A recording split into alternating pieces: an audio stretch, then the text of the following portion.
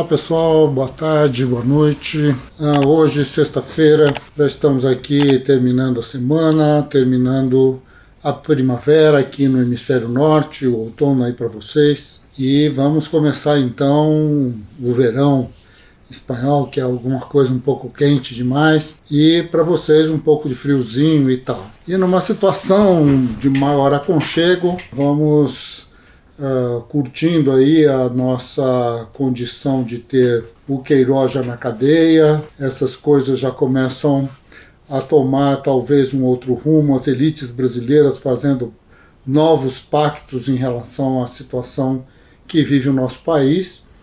E nesse sentido, então, vamos buscar, quem sabe, outros caminhos. Torcendo para isso e torcendo para que todos nós preservemos, continuemos em casa e vamos aí tentando permanecer vivos para que a gente possa, então, ter a condição de criar outras situações, outras relações, né, outras possibilidades, quem sabe. De qualquer forma, no interior desses desejos extremamente positivos, eu imagino, pelo menos para nós, nós vamos hoje retomar o nosso programa das sextas-feiras, isto é, vamos fazer aqui uma resenha. E, assim, pensando, tentando aqui identificar que obra, que coisa interessante seria para este momento, né? Eu acabei me dirigindo para um texto que li há muitos anos. Logo que esse livro foi lançado, creio que em 1982, 83, acho que 82, um texto do Marshall Berman chamado Tudo que é Sólido Desmancha no Ar. Nessa época, ainda não estava trabalhando na Universidade Católica, trabalhava na escola Rudolf Steiner, era professor do ensino médio nessa escola, aí em São Paulo, e a leitura desse livro me fez experimentar, não é, ou de forma mais direta, a reler textos. Acho que um dos textos que Berman me obrigou a reler foi o Fausto do Goethe.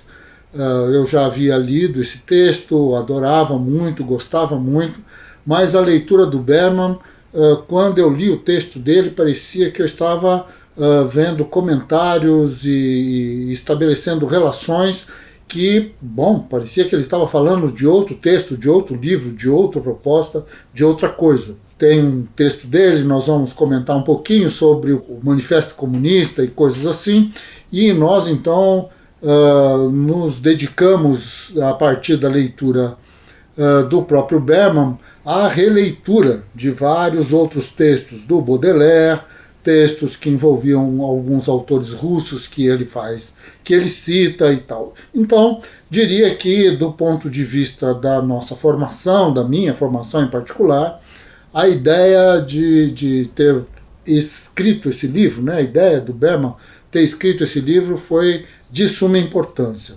Berman foi um professor em Nova York, viveu sempre em Nova York, era filho de judeus, fazia parte de uma família judaica e acabou optando, se assumindo como um marxista, um homem de esquerda que vai fazer leituras das mais diferentes sobre a questão da urbanidade, fundamentalmente, e vai usar de muitos subterfúgios para isso. Principalmente a literatura, a arte, vai ter uma produção, diria, não tão profícua como a gente está acostumado a ver, mas de qualquer maneira tem um conjunto de livros publicados extremamente importante e com textos muito importantes. No Brasil, publicado em português, eu li dois livros do Berman, que foi este Tudo que é Sólido Desmancha no Ar, e o outro Aventuras com Karl Marx, alguma coisa assim, que eu vou fazer algum comentário daqui a pouco. Mas de qualquer maneira é um autor interessante, que vale a pena ler e que nos ajuda a fazer releituras, a mostrar então ferramentas, não é, que nos permite olhar com mais precisão, com mais paixão também, com mais com mais possibilidades de arrancar de outros textos, de arrancar das obras de arte, de arrancar das nossas leituras sobre a cidade em que a gente vive, ou as cidades em que a gente vive, a gente aprende muito com Berman. Berman é um grande professor para todos nós, me parece. Infelizmente, acho que em 2013, se não me engano, deixe-me ver aqui, em 2013, ele estava tomando café numa cafeteria, tomando seu café da manhã, e teve um ataque cardíaco e, infelizmente, perdemos esse pensador americano, nova-iorquino, de primeira linha, uma pessoa realmente extremamente importante na cultura do século XX e que influencia, sem dúvida nenhuma, tanto que estamos aqui já em 2020 do século XXI e, bom, estamos aqui falando do texto que lemos há quase 40 anos, não é? Isso é interessante de se pensar. De qualquer maneira, Tudo que é sólido desmancha no ar é um texto que tem como ponto de partida, como ponto de inflexão, não é? Uma frase do Manifesto Comunista escrito pelo Marx e pelo Engels. Naquela época, Marx e Engels estavam extremamente preocupados com essa questão da revolução, não é, que o capitalismo estava fazendo no mundo, reorganizando o mundo, trazendo milhões e milhões de pessoas que estavam no campo para as cidades, mudando completamente a configuração política, principalmente após a Revolução Americana, e mudando também a configuração da política que se apontaria então um pouco mais para frente com a invasão da África, a relação da Inglaterra com a Índia, com a China, tudo isso estava mudando, e o Marx e o Engels escrevem um manifesto dizendo que uma espécie de fantasma estava andando pela Europa e assustando então a chamada burguesia, porque era o tal do fantasma do comunismo. Estava todo mundo preocupado com isso, e eles então fazem um manifesto conclamando a todos a todos os trabalhadores, aos proletários, não é? Que se reunissem para que se iniciasse o processo revolucionário que daria fim ou que criaria as condições de superação do capitalismo e a criação de uma outra sociedade e assim por diante. Acho que vale a pena ler o manifesto, porque o nosso assunto aqui não é ele, é o Berman, não é o Marx. De qualquer forma, é essa ideia, não é, de que tudo que estava consolidado, tudo que vinha de séculos e séculos como um verdadeiro saber, mais do que lapidar, aquelas coisas que ninguém podia negar, ninguém estava colocado em condições de negar, porque eram verdades absolutas. Essas verdades, esses projetos, essas condições, esses poderes, essas pessoas, todas elas foram colocadas em questão, principalmente depois da Revolução Francesa, mas não só. Porque no final das contas, Cromwell na Inglaterra e as revoluções inglesas e tudo o que aconteceu por aí, o que aconteceu nos Estados Unidos, tudo isso vai mostrando que aquilo que era sólido, aquilo que estava consolidado, aquilo que estava tudo muito bem feito, se desmanchava no ar. Nada tinha tanta perenidade, nada sobreviveria tanto tempo numa sociedade onde a produtividade, a necessidade de se criar mercadorias, de se circular isso pelo mundo inteiro, de controlar a capacidade de trabalho, a geração ou a gestão, ou inclusive a prospecção de matérias-primas, buscá-las, identificá-las, criar então um comércio internacional simplesmente desconhecido até aquele momento, que para os dias de hoje seria fichinha, digamos, mas, para o século XIX isso foi uma coisa importantíssima. De qualquer maneira, tudo que é sólido desmancha no ar, esta é a ideia. E a ideia, então, para o Berman foi justamente usar essa expressão para dizer o seguinte: se tudo que é sólido desmancha no ar, representa, na verdade, a ideia de modernidade. Estamos em plenos anos 80, falando de uma sociedade que produz em massa, que faz tudo em massa, que reúne e produz centros urbanos com milhões de pessoas numa única mancha urbana, com articulações de mercado que vão se consolidando em todos os continentes, em todos os formatos, e é justamente nesse sentido que, de alguma maneira, Berman vê que a ideia de capitalismo que estava colocada no Manifesto Comunista, ela se realiza de fato, mas não só enquanto uma leitura do Marx e do Engels. Ele vai em busca de outras leituras, onde já em pleno século XVIII e no transcorrer do século XIX já apontava, né, para essa questão. Isso já estava, de alguma maneira, dado, né, para toda a vivência da humanidade, principalmente a partir daquilo que se produziu na Europa e nos Estados Unidos, que são os focos, né, do Berman. Muito bem.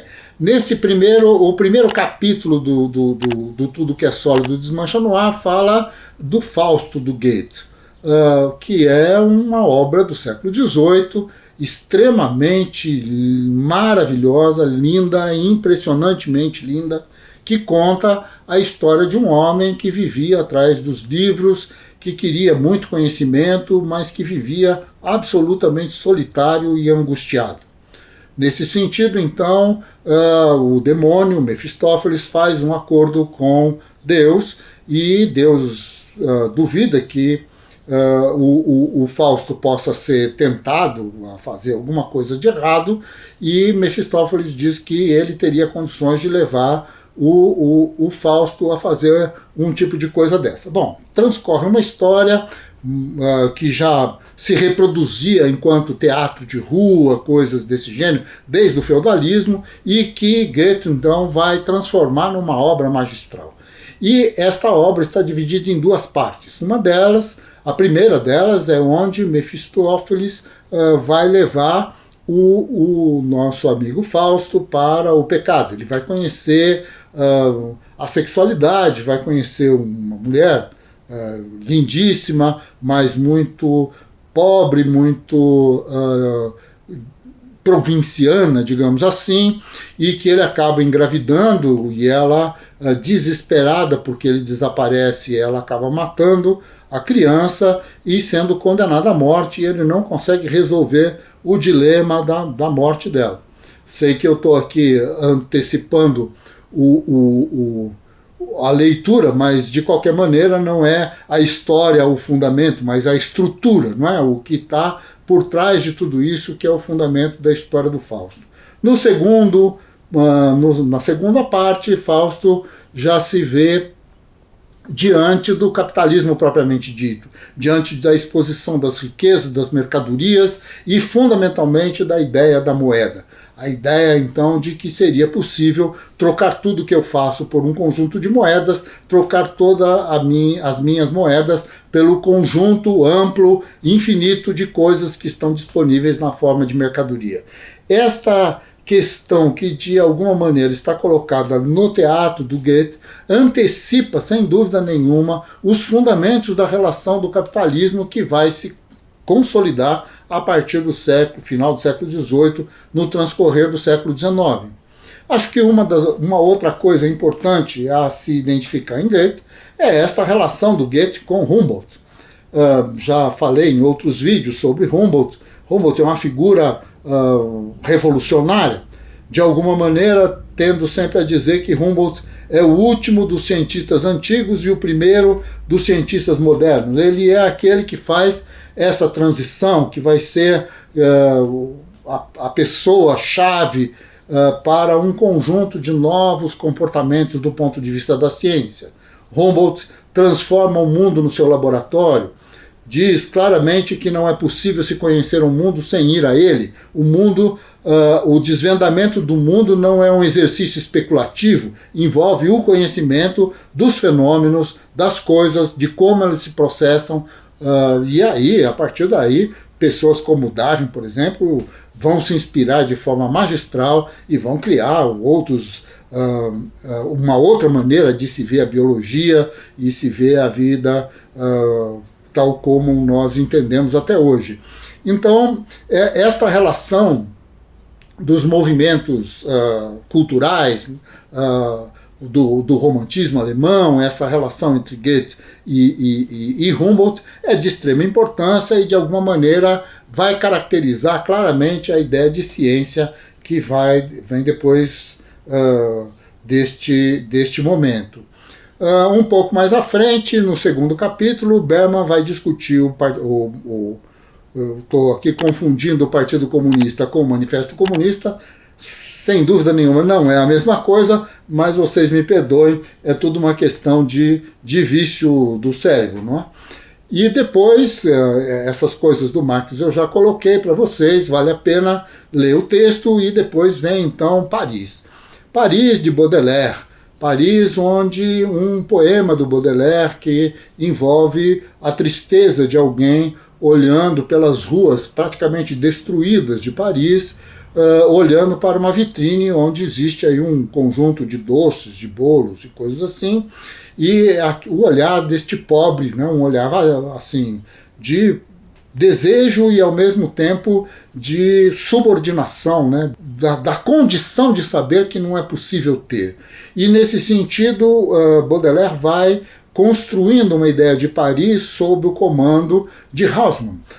Uma Paris destruída, uma Paris onde as grandes avenidas, os grandes boulevards estão sendo construídos, onde se pensa, então, como muitos dizem, em se construir uma cidade sob o controle do Estado, uma cidade onde a polícia possa chegar rapidamente, onde o deslocamento seja facilitado ao Estado e, portanto, de destruição dos guetos, destruição dos becos, dos lugares onde as pessoas se escondiam, onde os bandidos viviam e onde não havia controle. Possibilidades da urbe parisiense, que vai permitir, sem dúvida, o desenrolar de coisas como a Comuna de Paris e tudo mais. Então, sob o comando de Napoleão III, o Haussmann vai reconstruir Paris, e a reconstrução de Paris vai ser, então, um grande modelo de cidade, da chamada cidade moderna. Todas as cidades, de alguma maneira, desde Paris até aqui Madrid, de Madrid até Buenos Aires e tantas outras cidades belíssimas no mundo, de alguma maneira vão se espelhar ou vão espelhar a pujança arquitetônica, a ordem arquitetônica que foi criada por Haussmann. Haussmann cria a cidade burguesa por excelência. E, nesse sentido, ela é a expressão, no seu sentido mais clássico, do que é a sociedade capitalista. A sua ordem, a sua velocidade, a sua padronização, os seus prédios muito iguais, as suas, digamos, a maneira como essas coisas vão ser feitas, e a ideia, então, de que existe uma relação entre viver e comprar, entre viver e ter, e se distribuir, e se localizar. Há toda uma discussão geográfica extremamente interessante, e que o Berman vai retirar isso de um poema do Baudelaire, um exercício maravilhoso. Mais à frente, Berman, no capítulo seguinte, vai falar de São Petersburgo. São Petersburgo é uma cidade construída, vejamos aqui, em 1703, ela é inaugurada por Pedro o Grande da Rússia, e diria, a primeira grande cidade planejada, né, que nós temos notícia.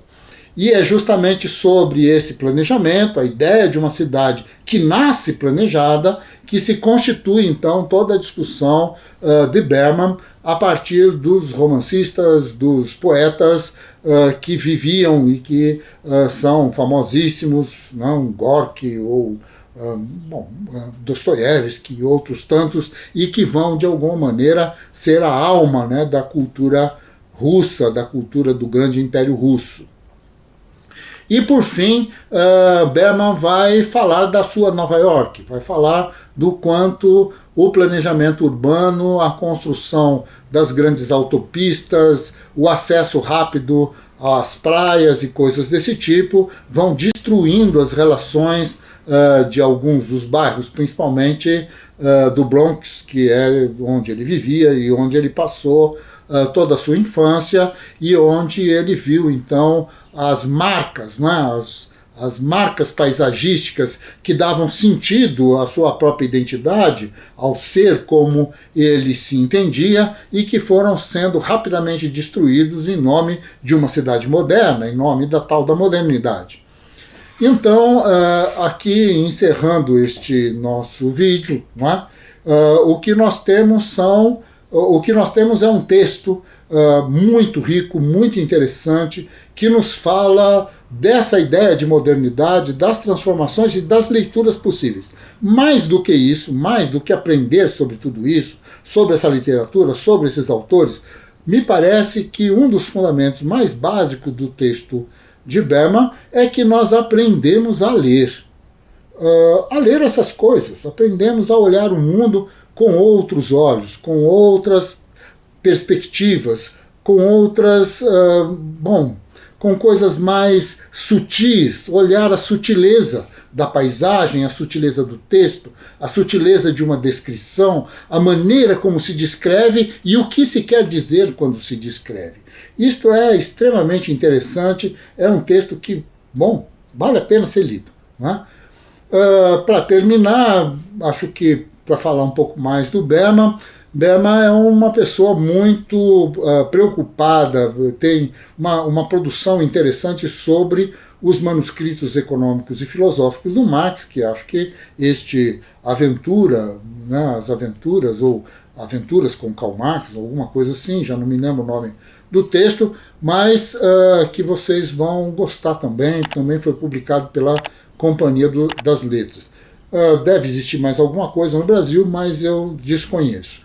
O que gostaria de terminar aqui é que já está confirmado, então, para o dia 25, à 1h30 da tarde, o nosso debate sobre as políticas indigenistas no Brasil, com o Leandro Moretti, com o Eduardo Carlini, com a Lorraine e com a Natália. Então, esses quatro e mais a figura que vos fala aqui, nós vamos estar juntos para discutir um pouco essa coisa da política indigenista.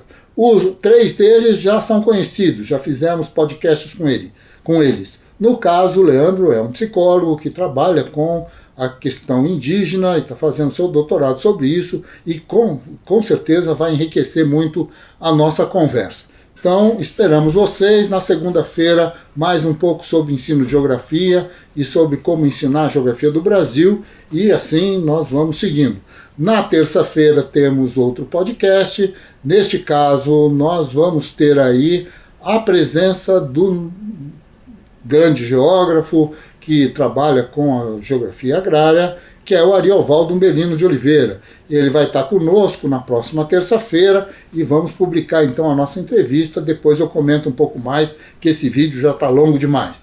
Um abraço a todos, um ótimo final de semana. Mais uma vez, fique em casa e, vão aí, curtindo e se inscrevendo, e a gente vai conversando, e mandem então os comentários, perguntas e, claro, seria extremamente interessante, manda ideias, não é? Assim, estamos precisando de novas ideias.